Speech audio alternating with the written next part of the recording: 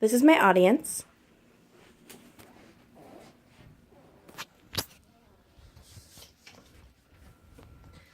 I have heard the word cystic fibrosis before.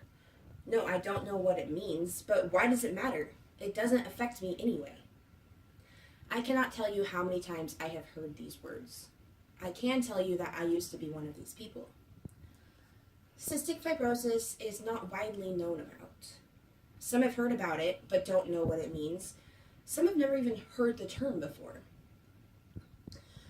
What people do not understand is that even if it does not directly affect you, it does affect somebody you know, or their family, or their family's future. 1 in every 25 Americans have one of the 1,300 gene mutations that are in cystic fibrosis. That means that over 10 million Americans have one of these deformities. CFers are usually babies or young people because of the life expectancy that goes along with having cystic fibrosis. In this speech, I hope to show you what it takes and what the process is of taking care of a child who has CF. Medication, medication, medication. There is literally no chance for these kids to survive without medication. In normal people, the pancreas releases digestive enzymes to digest their food for them. In a CF body, that doesn't happen.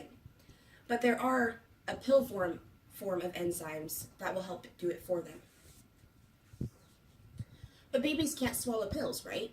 Well, that's true, so there is a different way for babies to take these. In each pill capsule, there are about 15 to 17 beads. And how many the baby takes depends on how much they weigh. So the more that they weigh, the more pills they need to take in order for their food to be digested. So what you do is you open up each capsule, you put it on some applesauce or some other kind of baby fruit, and then you spoon feed it to them. And it actually goes down pretty easily, even in newborns, like 5 weeks old, they still get it down pretty easily. So because of cystic fibrosis, it causes a dysfunctional chloride channel, which makes it to where they just profusely sweat out all of their salt intake. So they are required to add salt onto each of their foods throughout the day to retain that salt that we need in order to survive. So for a baby, it's about an extra 1/8 of a teaspoon of salt on their food throughout the day. And you just sprinkle it on top of the food with the enzymes and spoon feed it to them.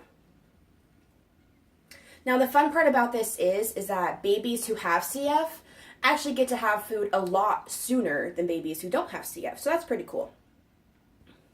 The most dangerous part of this disease is the lung function. Cystic fibrosis affects cells in the epithelium, and that causes it to produce a very thick and sticky mucus, and it can get built up into the lungs very easily.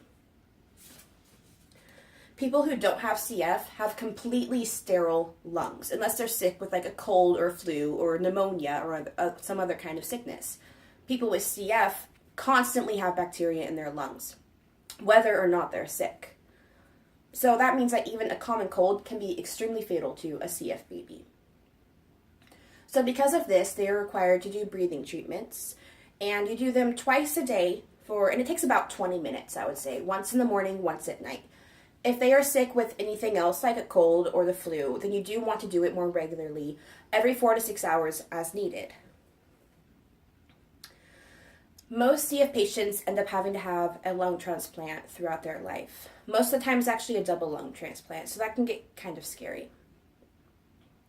CF babies actually get beaten by their parents, not in an abusive way. They have to have percussions done on their lungs to get that thick and sticky mucus out of their lungs so they can breathe a lot better.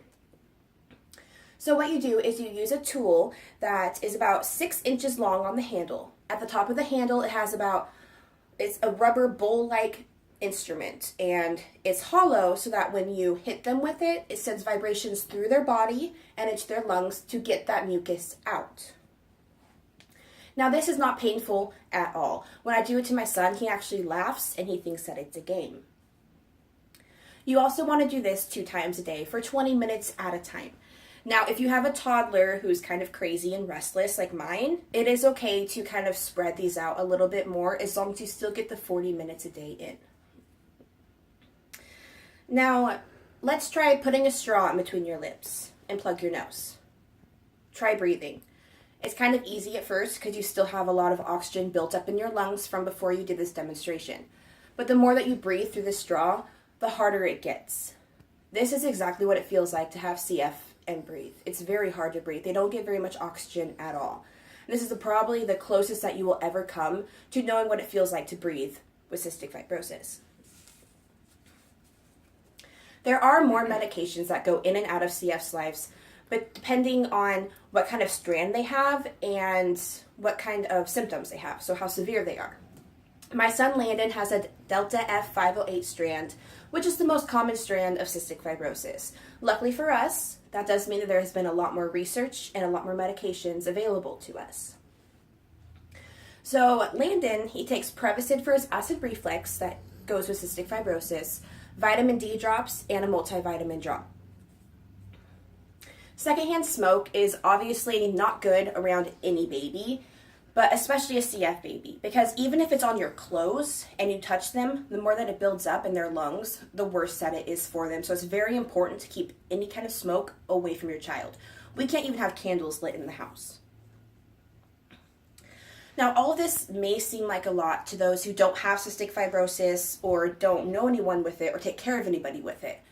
But to these babies and to these children, it's normal. It's their life. Cystic fibrosis does not define the child at all. It is not the child. It is merely just a different way of staying alive.